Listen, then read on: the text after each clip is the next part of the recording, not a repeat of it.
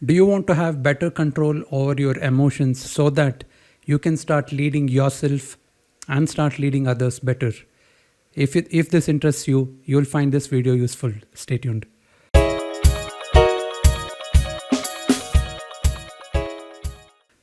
Thank you so much for tuning in. This is Karthik. Welcome to Enriching Beliefs. I just wanted to mention about the concept of self-awareness and why is it important before we go on to the 4 pillars of self-awareness. All right, let's understand why is it important to be self-aware. The very first reason here is you can only change something that you have awareness about. If you actually agree to this, just type in the chat box or comment below saying I agree. You can only change something that you are aware of. If you constantly are not aware of what kind of emotions that are going on inside you, or the other various different things that result in that, well, you are not aware, right? So that's why it's important to understand these 4 pillars of self-awareness. And the second reason is it is important to be in a positive state of emotion. Why? Because if you're constantly there in the positive state of mind, in the positive emotional state, that results in higher productivity, that results in better health, better focus, and overall better benefits. And it's not just about you. People who are watching you, people who see you being in a better state of emotion, health, and whatever it is, they want to have those kind of states for themselves, right? So it rubs off onto people and they intend or they wish to have or wish to be in similar states. So it's not just a benefit for you, but also for people around you. That's why you have to be really aware of yourself. And let's go to the 4 pillars of self-awareness. All right, the first pillar that you can see here under self-awareness is understanding your current emotional state. It's very difficult for people to understand.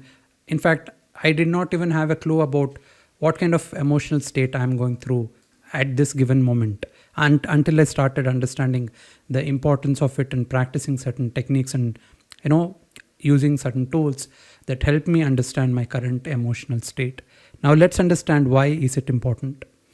And the reason why you have to understand what kind of emotion it is or what kind of emotion you are currently in is because once you have that awareness, you have an opportunity to change it.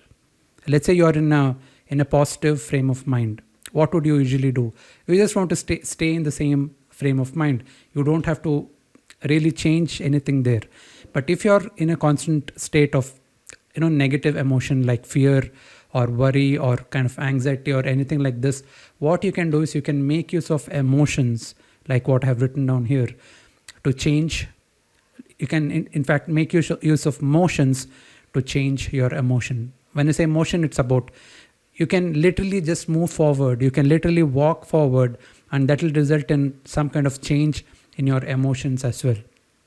And Tony Robbins is one of the pioneers in this principle of how you can make use of motion to change your emotions.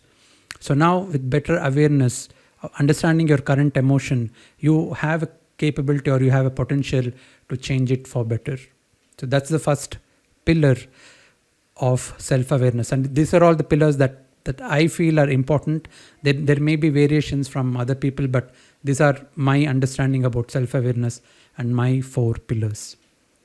All right, so that's the first thing, understanding your current emotional state. Let's go to the second one now. Let's go a little deeper now. All right, so it's understanding emotion and changing it is probably at the superficial level of the self-awareness principle or concept. But how about you even understanding the root of what creates this emotion, right? It's a much deeper concept where you understand the triggers of your emotion and in fact control those triggers from occurring at the first place. Now let's see what's coming up under this one. So I just want to share something which I used to constantly experience. So pre-COVID, when things were open and when we used to travel to work and all that, what used to constantly happen was every day in the morning when I used to come to the dining table for breakfast before starting off to office, I used to get these triggers of kind of anxiety and worry and some kind of thing, probably because of overthinking about the traffic, or probably thinking about the kind of work I'm going to have, or the kind of deadlines that I have for that day or week. But what I constantly figured out, what I was able to pinpoint was, when I was coming towards the dining table and sitting for breakfast, I used to have certain triggers that used to happen automatically, because that's how I had conditioned myself. So now, after getting the trigger to happen and then trying to control emotion is well, it's a little later stage. But how about avoiding these kind of things at the first place? So once I started understanding the triggers, what caused me, or what kind of trigger caused me to have certain emotions, I started to deal with those triggers at the first place. So I started changing place where I used to have my breakfast. That helped me. I used to change the environment. I started playing music, which used to calm me down, and the focus was more on the music and less on my emotions. So that did not allow the trigger to happen, and lots of certain things which helped me overcome these bad emotions by understanding the triggers at the first place. All right, so this is the second pillar of self-awareness. Let's come to the third one, which is about periodically checking your attention space. So the whole video is about self-awareness. So how about you constantly check your, the attention space that you have? Let me just give a very quick brief on what an attention space is. You can think of attention space to be something very similar to the RAM that we have on our laptops, on our mobile phones, right? RAM is not something which goes in lots of gigabytes, although currently we do have, but not to a size where it is something similar to the hard disk space, right? We still have a limited RAM, which means it gets filled up, and the system or your mobile phone becomes very slow while trying to perform tasks, because the RAM space is constantly occupied. And we also have something called attention space in our brain, which is not a permanent memory, but it's a temporary memory. So when you're doing certain activities, let's say you're getting ready to go to work, your attention space is completely filled with activities that you have to complete so that you can be in a position to start driving or going towards your work. All right, so now what happens if you leave these memory residues in your attention space before going on to the next task? What happens is, all the emotions, all the triggers that were residing in the attention space because of the previous activity also goes on to the next activity. And because of this, if it's a good trigger, if it's a good emotion, well and good. Otherwise, because we are not aware of what kind of emotions we are going through, what ends up happening is we tend to take these similar emotions from the past activity and go and do the next activity, which means how we have been working through, for months and years together, we just keep continuing to do the same thing and keep worrying why the results are not positive. All right, so that's the very important thing to know. And through certain practices and through certain rituals, which I'm going to be talking about very, very soon, you can actually clear up your attention space so that you can actually fully focus on the next activity with a fresh attention space and without having those memory residues. All right, so that's the third pillar of self-awareness. Let's come to the fourth one, which is about self-regulation.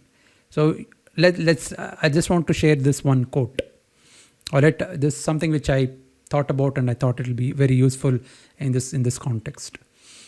Just awareness without action is a non-productive state to be in, isn't it? Just think about it. Well, you're aware of your emotions, you're aware of your triggers, but if you're not taking any action after having this awareness, it's as good as to not have such an awareness, right? So self-regulation is the next level to self-awareness, where you know what things you have to work on, and then you actually start taking actions. Now, if you felt this video to be useful, if you thought you want to be a little bit more self-aware, I'm conducting a 5-day live power routines and habit sessions that is going to be happening during the early weeks of November, probably in the second week. I'll share those details. I'll leave a link below where you can actually sign up for this live event, which can help you to be more self-aware, to help you clean up that attention space that has residual memory from the past activities, so that you can focus better into the next task when you're moving into that. You'll feel more vitalized and energized through the day because of these habits and practices. You will automatically see better breathing patterns and better regulation of health in your body. Why? Again, because of those awareness and the regulation exercises and habits that you're going to be following.